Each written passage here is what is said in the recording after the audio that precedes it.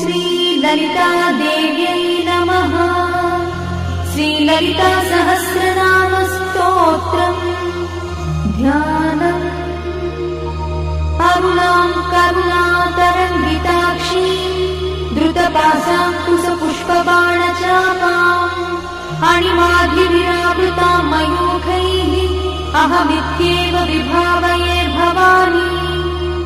ध्यायेत् पद्मासनस्थां विकसितवदनां पद्मपत्रायताक्षीं हेमाभां पीतवस्त्रां करकलितलसद्देव पद्माम्बराङ्गी सर्वालङ्कारयुक्तां सततमभयदां भक्तनम्रां भवानी।